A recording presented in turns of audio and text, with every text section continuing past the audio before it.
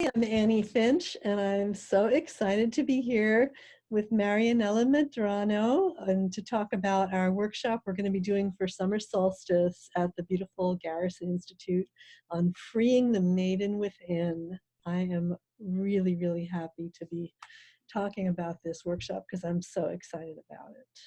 Me too, Annie. I mean, since we first met, we seem to have this this easiness with making things happen together.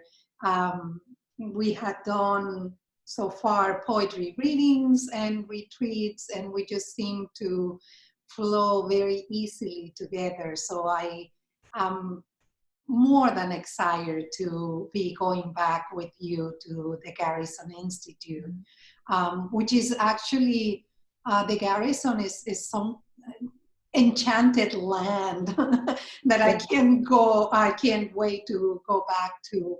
So our Freeing the Maiden 3-day retreat is really a treat, I think, for the two of us, right?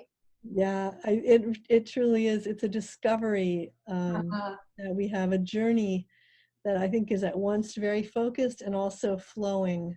Yes. And I think we really share just this intuitive understanding together of the connection between poetry, women, and spirituality. Yes. That these are three things that are just so integrally connected. When we bring women together in a circle, such powerful magic happens. And then when we bring in the reading and contemplation of poetry, it focuses the circle, but also allows each woman to go into herself as well as in connection with the others. And then when we focus the poetry into spirituality, it's just all so rich. Yes, yes. And you know, I have these memories of us sitting there in circle, and how poetry is truly a window into introspection. So Yeah. we saw women really connecting to very profound parts of themselves that they had forgotten.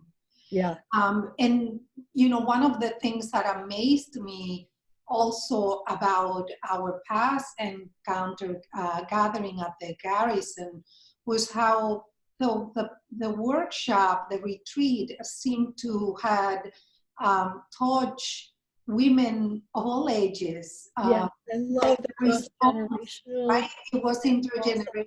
Yeah, and cross-cultural, cross-ethnic. I mean, there was a really beautiful, just creating. I just love the way every woman in the circle, just over a day or so, in the first day you could see it, and then we felt it for the rest of the retreat.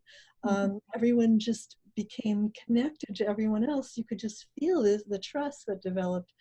And Right. it all became bigger than the sum of our parts. It was just so beautiful. Yes, yes. This particular, and I'm very excited about this Freeing the Maiden because of the way we've planned it, that we free the maiden by connecting with the mother.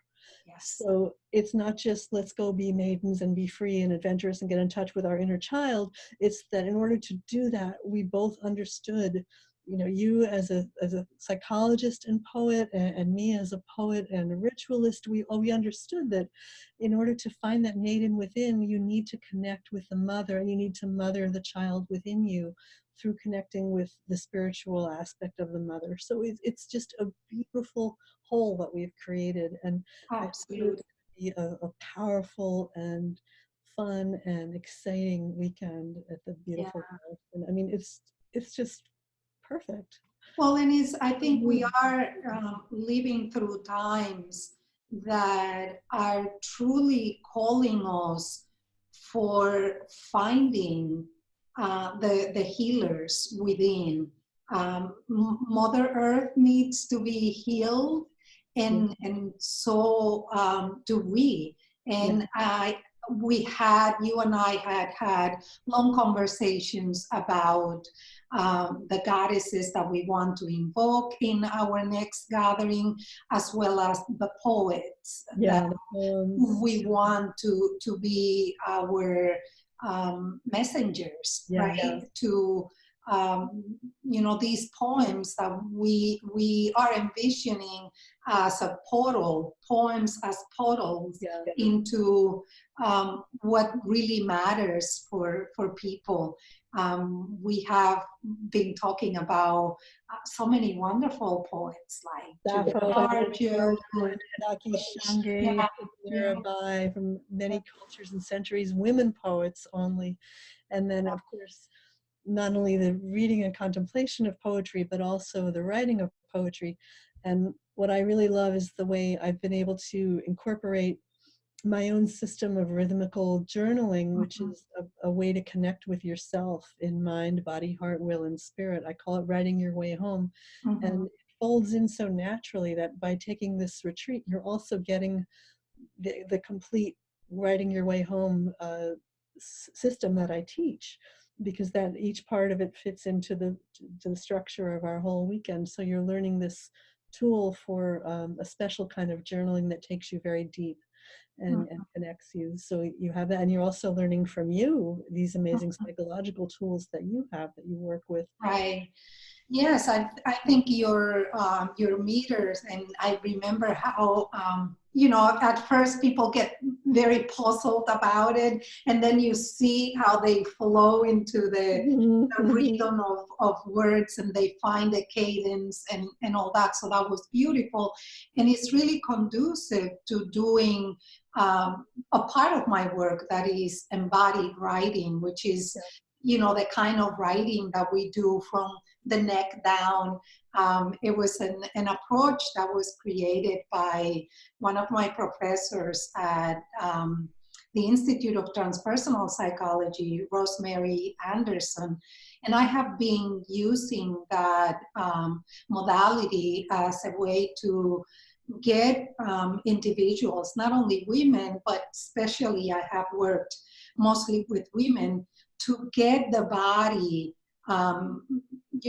remember and recall and recount those things that had been at times suppressed by fear, by different circumstances. Memories that get frozen, Yes, it gets the way to bring language.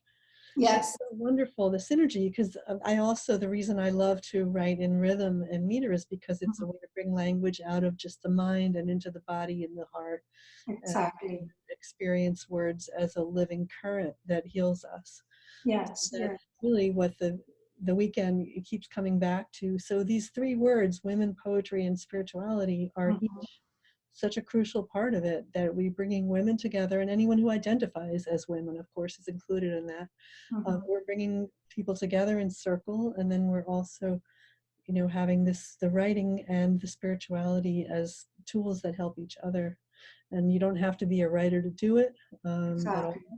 Or a meditator, even though we are going to be incorporating different kinds of meditation, walking meditation, sitting meditation, and as well as all kinds of mindfulness practices, including how we eat and how we mindful eating, which is so important to so many people, and also ritual. I mean, the spirituality comes back to ritual, and some of the writing gets used in ritual. So a very rich array of tools and experiences that together are really a transformative journey. Yes. And during the summer, we are going to go back to what we saw was a genuine way to tap into people's creativity by creating the rituals that you were mentioning, and by creating our own altar. So people, women are invited to bring specific objects and symbolic objects from their lives to be part of the altar. And we saw the stories that came out of just placing a symbolic piece of art or a photograph or something, how so many stories were threaded out of that, not just the story of the person, but it was like this sympathetic resonance that was happening in the room, where one story was resonating with the others, and this very harmonious Yeah. stories came up, and it was And like one even story. people who didn't bring something with them, it still worked out perfectly. Like they were Yeah, able to find just the right object just there, you know. right, right. And I think that's the right. I think that's the blessing that the two of us have found, because I remember that first reading you and I did together where we didn't plan, right? And it was Yeah. just this conversation through poems that we Yeah. were able to sustain for over an hour. And Yeah. I feel that that's exactly, we, you know, unintentionally, I think, we were able to recreate that at the retreat, and I'm very fully confident that the same thing is going to happen. Well, we each have our own journeys have been very distinct, but I think they brought us to an understanding that where we can work together in a way that's flexible and fluid, as well as very grounded and effective. So I think that's a really great combination, because we can be spontaneous and trust, you know, that it's really going to be valuable. And I think people really, really love the other one, and I'm so excited to bring some people back and bring some new people in. And freeing the maiden, because I think especially right now for women, we are at the brink of so much potential power. You know, women from all backgrounds are, I think, are just looking around and being like, what is this bullshit? Yes. What are these stupid divisions that we've Right. inherited from the patriarchy? What are these stupid, you know, things that are keeping us separate from each other?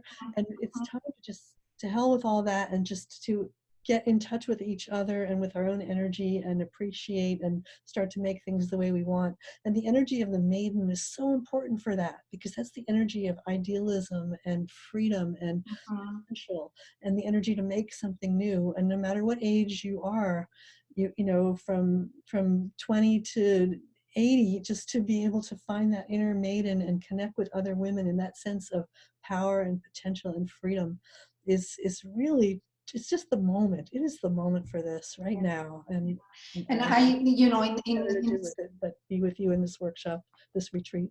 yes, and saying that, I am so grateful to Rozanne, who had been instrumental in. Amazing Rozanne Gold, who's Yeah. producing, bringing us together. Yeah, that's So it is great. So let's continue planning. We will meet again to talk a little bit more about yeah. our the poems and the many rituals that we are planning. But for now, let's just say goodbye, and we'll continue the conversation.